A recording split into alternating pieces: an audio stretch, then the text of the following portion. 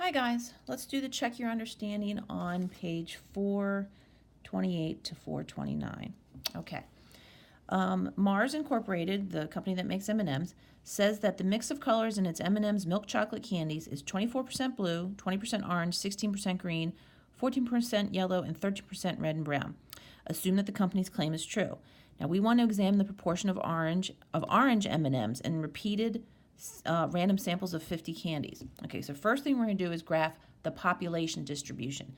This is the population distribution because technically all M&M bags should follow this color distribution. Okay, I've already got my graph written up with my percentages and my colors, and this is just a simple bar graph. I'm just going to follow the order of the colors that the book had. I could put my colors in any order if I wanted to, but I'll keep them. Okay, so 24% blue, 20% orange, green is 16%,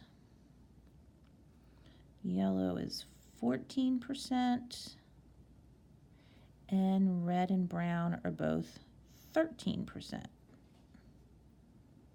Okay, so that's what my distribution looks like. We're not going to say anything about the shape because I could rearrange these colors and change the shape. So what are my individuals? Of course, my individuals that I'm talking about are M&M candies. Right? The variable I'm concerned with is their color, and the specific parameter of interest that I want is the proportion of orange ones. Proportion of orange M&Ms. Okay? Okay, so that's it for the first one. Then it says, imagine taking an SRS of 50 M&Ms. So make a graph showing a possible distribution of that sample data. Okay, so if we look, actually move this up a little bit. Let me adjust here. If I have my sample of 50, okay, so I have 50 M&Ms. This, if I follow the color distribution that the company says, taking all those percentages times 50, I would expect to get 12 blue, 10 orange, 8 green, 7 yellow, and 6.5 red and brown. Again, that's what I would expect, okay? Now, every bag of 50 M&Ms is not going to have this perfect color distribution. Some of them are going to be a little off. So let's say I open up my bag, and there's actually 9 blue, 11 orange, 10 green, 5 yellow, 8 red, and 7 brown, okay? It still adds up to be 50, but it's not what they're a little off from what I expect. Some of them are not too far off, some of them seem way off, okay? And again, when we do our inference test, we'll decide, does this bag actually match what the company says, okay? But right now, I'm going to get ahead of myself. Okay, so let's graph this. Well, I'm going to go ahead and do frequencies. I'm not going to figure out percentages. So let's see, I got to go up to 11. So let's see. Let's do 2, 4, 6, 8, 10, and 12.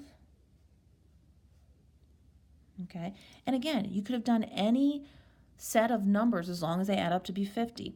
So I said 9 blue, 11 orange, 10 green, 5 yellow, 8 red,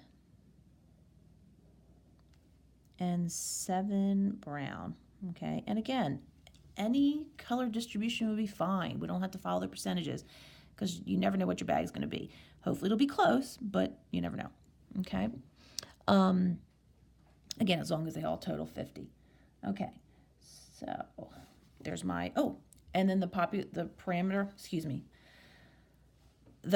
of interest is, of course, the proportion of orange M&Ms. So in my example, my sample proportion of of orange M&Ms is 11 out of 50. So let's see, 11 out of 50 is 0.22. So that is my sample statistic. My sample has 22% orange, where the population parameter is 20% orange, so not too far off, okay? All right, the last question for this section is to look at these 3 graphs. Which of the graphs that follow could be an approximate sampling distribution of the statistics? So again, we're looking for that 20% that are orange. Well, this is not it because this is just a bar graph talking about the different numbers of M&Ms in the bags, okay? Here we have it looks like two graphs that are looking at the p-hat, or the proportion of orange M&Ms. Now, the true proportion of orange M&Ms should be 20%, so our sampling distribution should center around 20%. This one seems to center around 20%. This one centers around 40%, okay? So it's definitely not this one. This could be a graph of a sampling distribution for our orange M&Ms, okay? Again, this is just a single sample. This is a sample around something that's 40%. None of our colors are at 40%, so I don't even know if this had anything to do with M&Ms, okay? So this is the one that makes the most sense because, again, the orange M&Ms, the population parameter is 20% orange M&Ms, and this sampling distribution centers around that 20%, okay?